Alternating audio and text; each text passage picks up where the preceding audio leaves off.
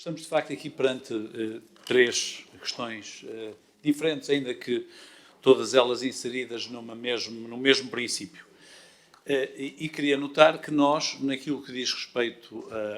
indo à terceira proposta, à questão do protocolo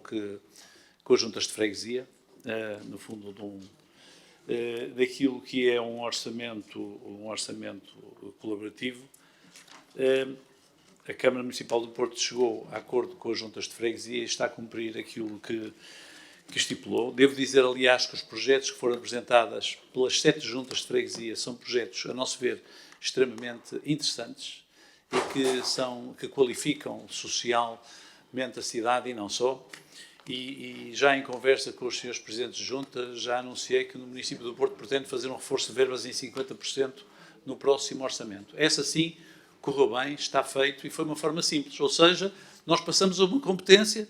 e passamos o cheque respectivo e as juntas sabem exatamente o cheque que têm. É aquilo que não acontece relativamente ao primeiro ponto. No primeiro ponto, querem que nós fiquemos com competências, nós também queremos ficar, mas gostávamos de saber em que condições e até hoje não sabemos. Prova disso é que o Governo tem sucessivamente adiado diplomas e continua a não haver um mapa e eu não sei o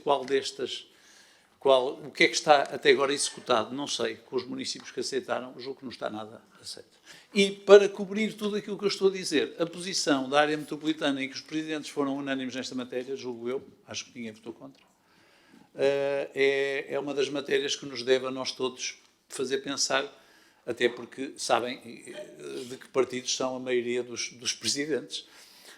à exceção de Valdecâmara, que é do CDS, e do município do Porto, que é independente, a maioria é independente, todos os outros municípios são presididos ou são dominados pelos partidos que assinaram este acordo e que afinal também não querem, porque também não sabem muito bem, aliás. É claro, aquilo que estão a votar aqui é aquilo que está a ser votado em todos os municípios. Por alguma razão, os outros municípios também estão a dizer, tudo bem, mas digam lá como é. Ninguém sabe muito bem. Isto não está, de facto, a correr muito bem. Ao primeiro ponto, ou seja, a transferência de competências que seria feita do Estado Central para a autarquia local, para, no caso concreto, o município do Porto, embora reconheçamos que há aspectos de ordem prática da execução da lei que, no fundo, colocam novos desafios ou novas dificuldades aos municípios que recebem estas mesmas competências ou esta transferência de competências, consideramos que essa é uma avaliação que deve ser, sobretudo, como tem vindo a ser feita pelo atual Executivo e, portanto, abster-nos-emos na votação, mantendo aqui a nossa posição de princípio de que somos favoráveis ao processo político que está na base do raciocínio legislativo por trás das diferentes alterações legislativas. No que diz respeito ao ponto 2, dizer que se esta é uma posição da Junta Metropolitana do Porto, pois nada temos a opor e votaremos favoravelmente. E, por fim, no ponto 3, no fundo, juntamente com o Sr. Presidente da Câmara e com a maioria que o suporta, dar-lhe as boas-vindas ao início de um processo de descentralização interna que há muito reclamávamos e consideramos absolutamente essencial para o exercício de um poder mais equilibrado dentro do município do Porto. Muito telegraficamente, relativamente aos 3 pontos que estamos a discutir em simultâneo, e começando pelo terceiro, o PSD naturalmente irá votar favoravelmente. Entendemos que este contrato interadministrativo, que tem por fim levar à concretização o orçamento colaborativo com as freguesias, é de extrema importância e é um dos instrumentos que pode ser utilizado por este município para ir descentralizando e aproximando competências dos cidadãos e, portanto, é um bom caminho. Relativamente ao ponto 2, também iremos votar favoravelmente, concordamos genericamente com a proposta que aqui nos é trazida e, portanto, nada também a relevar sobre o assunto, dado o tempo curto que temos. Relativamente ao ponto 1, nós iremos abster-nos, somos favoráveis a uma delegação de competências, entendemos que essa delegação de competências é, efetivamente, a forma que temos de aproximar a decisão dos eleitores. Lamentamos que o município não tenha ainda insistido com o Governo no sentido de que possam ser apresentados quadros sérios que reflitam aquilo que é o pacote financeiro e eventualmente de recursos, seja ele humanos ou materiais, afetos a cada uma das áreas. Chamar a este projeto o projeto de maior envergadura da maioria parlamentar é dar a ideia de um acordo na Assembleia da República entre partidos que estão em acordo na Assembleia da República com um determinado propósito, com determinados pressupostos, que não existiu. Efetivamente, a maioria que existiu para avançar com aquilo que António Costa chamou da grande reforma desta legislatura, foi uma maioria do Bloco Central, entre o PS e o PSD, e, portanto, fazer esta correção é, de facto, para o Bloco de Esquerda importante, porque o Bloco de Esquerda tem tomado uma posição contundente, tanto nesta Assembleia como na Assembleia da República, relativamente a este processo. O Bloco de Esquerda defendeu em processo eleitoral um orçamento participativo para a cidade e, não pondo em causa esta iniciativa, portanto a iniciativa de um reforço orçamental às juntas de freguesia, com a importância que ele tem para as juntas de freguesia e para aquilo que são projetos concretos nestes territórios de proximidade das pessoas, não pondo isto em causa, o Bloco não deixa de fazer aqui o desafio de que o Executivo considere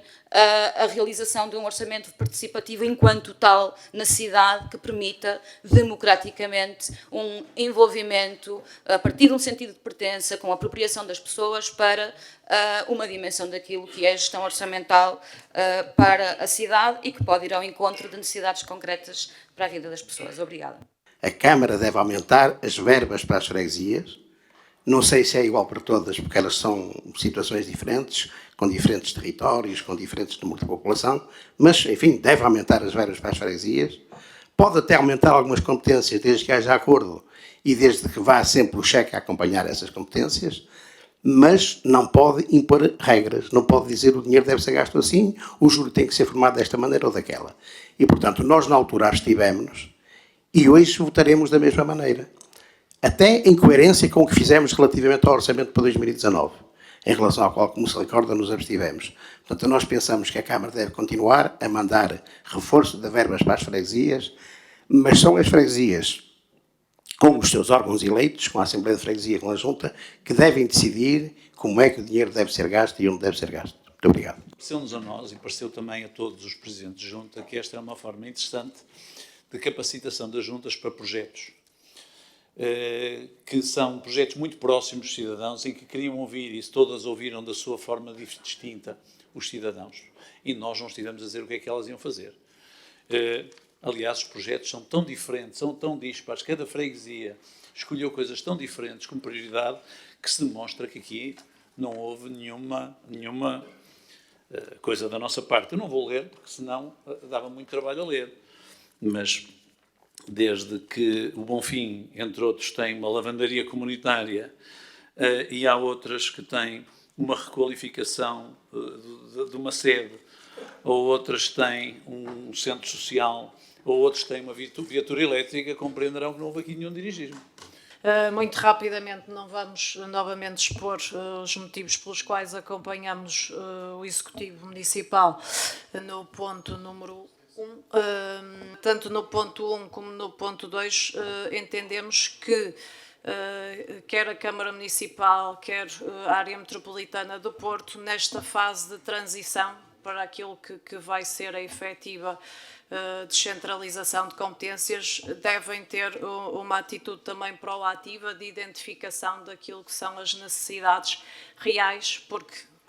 é importante saber o que realmente é necessário, nomeadamente no que diz respeito até a recursos humanos e não só. No que diz respeito ao ponto número 3, entendemos que os exemplos que são disponibilizados